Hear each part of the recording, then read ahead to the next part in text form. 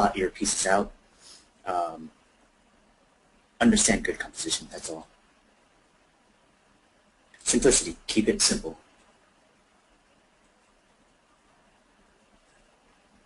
Okay, thank you, Peter. The next question we have is from Ottoman Fredrickson. Doesn't have a microphone. They ask, we'll say great workshop, and great to have a resource on some of the basics. They were wondering if the exercise would be just as effective if done digitally. Thanks. Yeah, definitely. It's a bit more difficult when you're starting out with the Wacom tablet. For one, that disconnect is there from looking at the monitor and drawing with the tablet. If you can have access to a Cintiq, that's way better, because I work with a Cintiq personally myself at work, and the transition from going to paper and digital on a Cintiq is there is no transition. It's almost like drawing on paper. So if you have access to a Cintiq, you could work that way just as easily. The Wacom tablet, it takes a little bit more work to get used to, but it can be done. I do a lot of my work with the Wacom tablet, which is what I'm using right now. So let me pull up Photoshop real quick. Okay. And here's a small, quick thing that I did. So again, it can be done. Actually, if you can actually, you can go over a little more of your sketching in Photoshop. And while you do that, I'm going to ask all the attendees. There's quite a few of you there. You can feel free to ask questions now. I only see a few of you actually did so far, so we have tons of space open for questions. If you have them, just type them in and let me know so I can give you a chance to ask your question. Back to you, Peter. In terms of the digital side,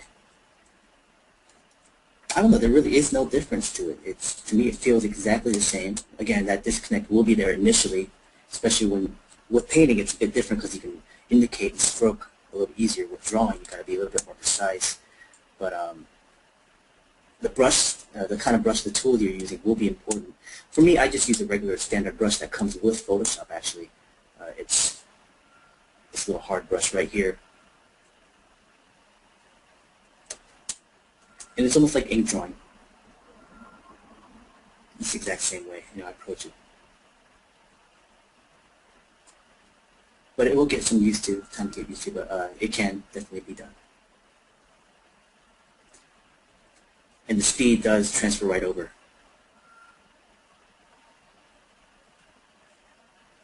I think I drew a bird like this in the workshop, I don't remember.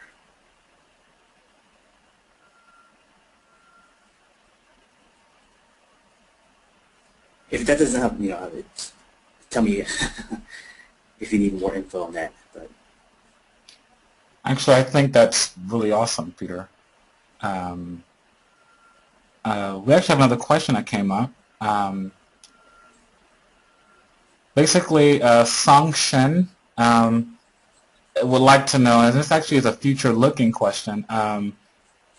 He wanted to know if it's possible for you to give a sneak peek or a basic outline of what you plan to do with the master classes. the master classes, yeah, actually I can.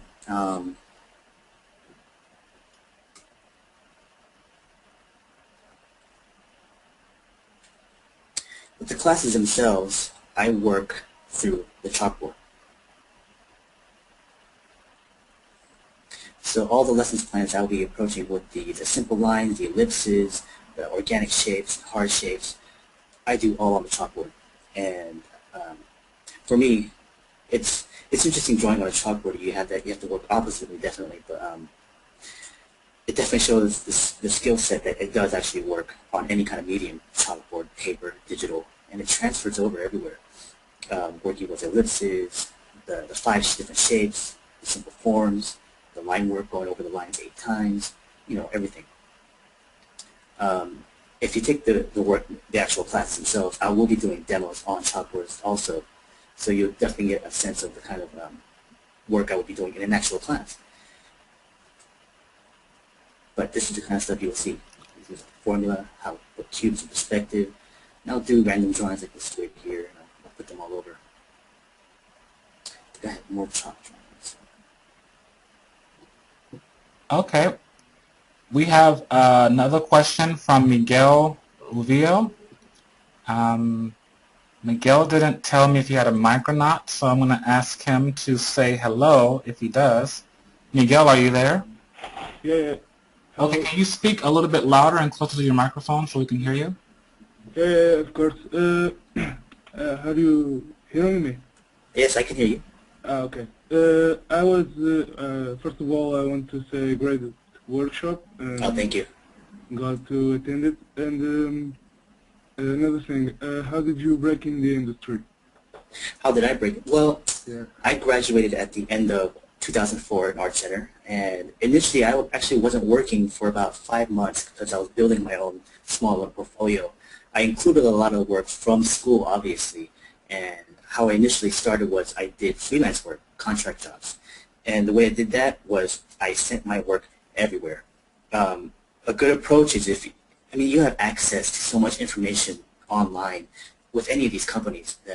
Even if they're not posting work or asking for conceptual artists, send your work to them anyways. Let them know that you're out there.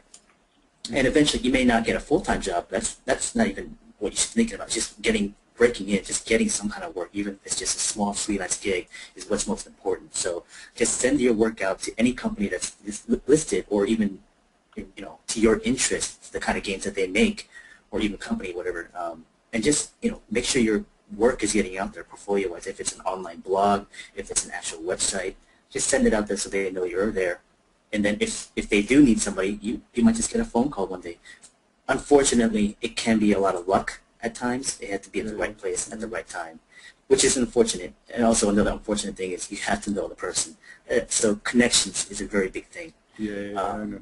More than anything, if you go to school, obviously your connections are your classmates, the person next to you.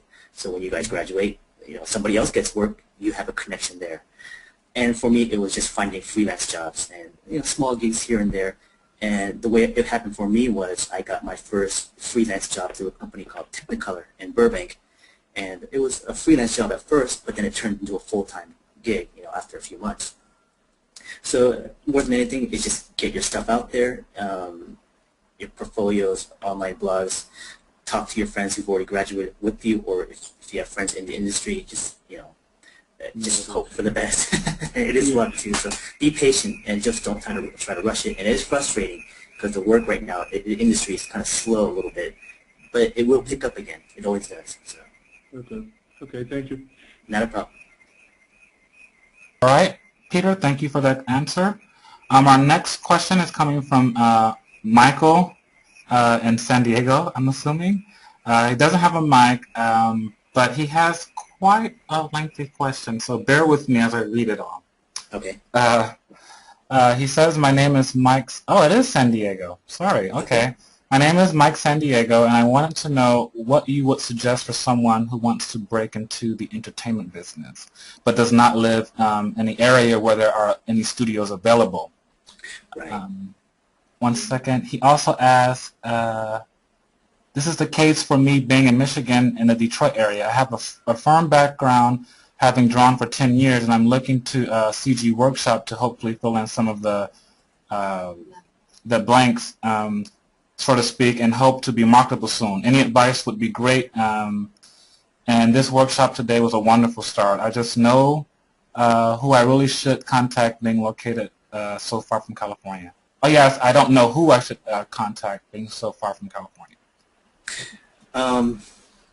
Yeah, being that close to the industry, it can be difficult. That doesn't mean there's not work out there in the Mideast or anywhere else out in the States, because there is a lot of work out there outside of California.